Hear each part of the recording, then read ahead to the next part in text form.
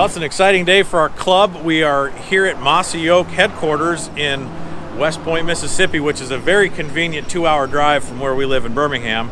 So we're going to go inside, meet Jacob, and then we're going to go pick up our seed.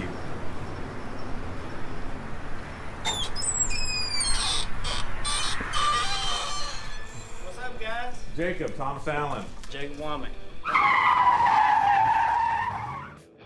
Hey, we are here at Mossy Oak Headquarters. This is a very cool building. We're not picking up our seed here, but we're going to be headed there next. I'm glad we started here. What goes on in this building? Yeah, so this is our corporate headquarters for Mossy Oak Properties, Biologic, Native Nurseries, Gamekeeper. Mossy Oak Land Enhancement is where this building is. It kind of covers all of our conservation brands. Looks like a lot of market research goes on in here. Yes, as you can tell. All grown off of Biologic, of course. Of course. All right, so the seed is not kept here. I know that you're all over this country with the properties you manage and all the work that you do. Where do you keep all the Biologic seed at? So we've actually got a warehouse downtown behind our actual corporate headquarters for Mossy Oak brand camo. It's not what you would generally expect, because what we really try to do is we move seed out quick. Mm-hmm. So once we get fresh seed in, it moves out quick, so we don't need a lot of space. And that's the plus for the Biologic buyers is you're getting fresh seed every year. And if you're not, it's up to your local retailer to make sure it is fresh. Well, speaking of fresh, James Hall had us on a fresh trip to get here in a timely manner. So we're going to save some shipping. We're going to load up the truck with the seed we need for the club, and had a great tour of Western Alabama.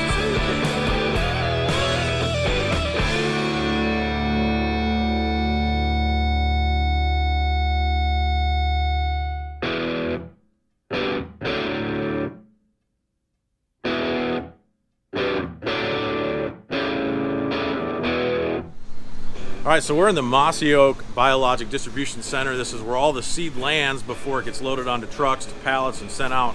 But I know that it doesn't just happen here. There's a lot of research that goes into getting things ready. And you talked a little bit about the time that goes into putting one seed into every bag.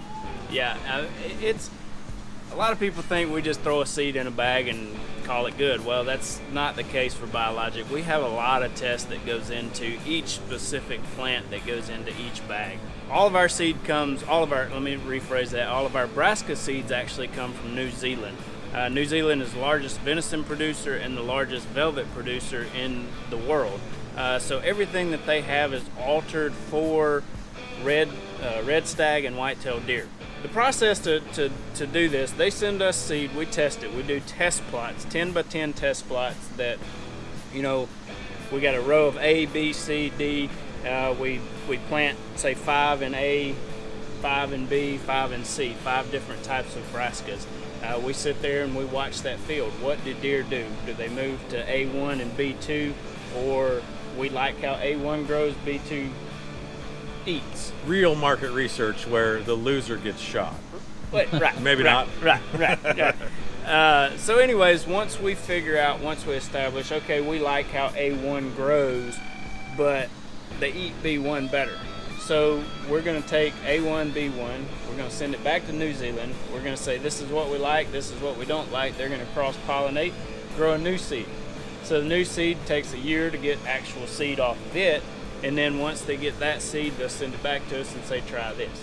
You've got about 3 to 5 years, most of the time 5 years on the low end, that it takes for a seed to actually get dropped into one of our bags. Those bags then come here. They get put on pallets, they get put on trucks, they go to retailers, they go to any type of other outlets, and we saved a little shipping and showed up here today. Yeah. Took a little detour around Western Alabama. Not my fault. But we're here and we're going to load some seed onto our trucks that has a lot of research that went into it. We know that it works on our property back near Birmingham. We're excited to get it in the dirt in coming weeks, but that all starts with people like this that care about whitetails, that care about the research that goes into it. So when you're getting a Biologic product, it's got years of research behind it to be the best that it can be on your property. And trust me, they've got a system here that's really interesting. Let's get to work. I'm going to let you load up the truck while I run the camera. Or James. I'm running the camera. I think James said he was going to load the truck up. you have lemonade here in the office? Yeah. Let's get it. Believe so. We're on it. You drunk?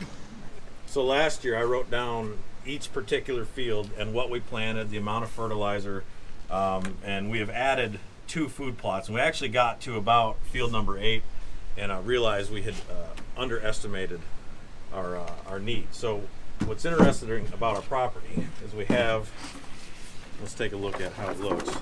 We have this gas line that runs through it that when you look at it, it's perfect for our scenario. It adds a lot of open ground that we can plant, but because of it, we didn't realize how big the food plots we'd established were. So now we've compensated for what we know we planted last year, and on this gas line, the Wintergrass Plus did really well. Interestingly, and James and I have bickered about this, we planted Wintergrass Plus in this field up here, but in the corner, we planted Biologic deer radish. And he's right, and I hate to say that too loudly, that he was correct that there was a corner of that field that received the most amount of browse. And so, looking back, do you think we should add radish to the mix, or how do we? What is in Wintergrass Plus? Yeah, so Wintergrass Plus is a wheat oats cereal rye, which, let me make this clear, cereal rye and rye grass are 2 different products. Rye grass, there's no nutritional value whatsoever for wildlife. Mm-hmm. It is a filler. Just make that clear.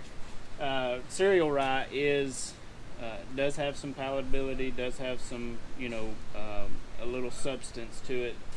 That is good for deer. But you've got wheat, oats, cereal rye, radish, rape, and a Berseem clover, which is an annual clover. What we generally tell people, like yourself in Alabama, Mississippi, Georgia, Tennessee, add some more radish to that winter grass and it does better for you. It gives more tonnage per acre. So you're telling me that James Hall was correct Yes. in telling me what he told me. Roll Tide. See, there it is. Well, the particular field we're discussing happens to be named Sabin Spot, so that does play. But no, so we're going to mix a little bit. Satan's spot? Sabin. Oh, with okay, a B. sorry. Roll Tide. for Auburn, it's Satan.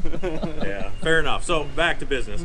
We're going to add a little bit of deer radish to the Wintergrass Plus that we're going to implement. We're also going to continue with the Maximum. This particular field here is a bottom field. Maximum just went real well. And we know that these fields up here have better soil than the other areas, so we're going to expand our Maximum planting. Talk about the cages. And we've also just been informed, this was not my idea, that for us to tell which fields are receiving the heaviest browse, that we should set up a little cage. I want you to explain what that's about. Yeah, so what pretty much what we do on all of our test plots, whatever it is, we set up seclusion cages is what we call them. I would suggest anybody to do a seclusion cage because it's pretty valuable information once you gather what you want to gather. Take a piece of hog wire or whatever it is, make a circle out in the field where they can't get their noses all the way into it, because if they browse all the other field and there's one little green spot in the middle, they're going to stick their mouth or nose through that fence and they're going to eat it as well. So make it big enough, 5 by 5 little circle in the middle of the field, and that kind of tells you, it gives you an idea of, are deer really eating it? Are deer utilizing this? Are deer getting what they need to get out of this? And that's a pretty quick answer for you. So a seclusion cage makes good sense. That'll tell you exactly what the deer are eating and allow you to make informed decisions for the next season. Maybe a mixture this year, a change up from last year. The whole thing is about results, and that is a very easy and clear way to tell what the deer are eating. Well, we're all loaded. The truck is squatting a little bit. That's a good thing. We're going to be headed home to Alabama. That is an understatement. Kind of underpunted a little bit. But hey, that's the good news. We're going to be headed back to Alabama with a truckload of seed. Food plots are going to be in process soon. And really, to get this started, if you're starting a new club, you have an existing club, and you're not real sure about your soil quality, it's a good idea to understand that. In fact, Mossy Oak Biologic has the resources for you to send soil samples in, know exactly the pH level of your dirt, and that's going to help you identify what seeds are going to work best. But that's not the only tool at their disposal. Right, and to kind of touch on that, I mean, our biggest recommendation to anybody that calls in and says, hey, we're trying to get a food plot started, what do we need to do? First and foremost, do a soil sample. utilize our programs, utilize whatever program you can to get that soil sample done. The next thing is, we offer a magazine. It's a $20 magazine subscription. It's called Gamekeeper magazine, and it goes from, how to plant, when to plant, why to plant, fish pond management, timber management, everything. So it kind of covers everything. We always tell people to sign up for that membership, gamekeeperclub.com, and click the membership. Membership is $40 a year. You get a little discount on seed, a little discount on nursery, and all that stuff. But just the subscription's $20. I mean, and for the information that's in that magazine, it's hard to beat. It's full color. It's a beautiful publication. Lots of great reading, entertaining, educational. The community, though, is what's important here. Is you're able to tap into other people that are doing the same thing as you. Whether you're starting your own property, like us, starting a club.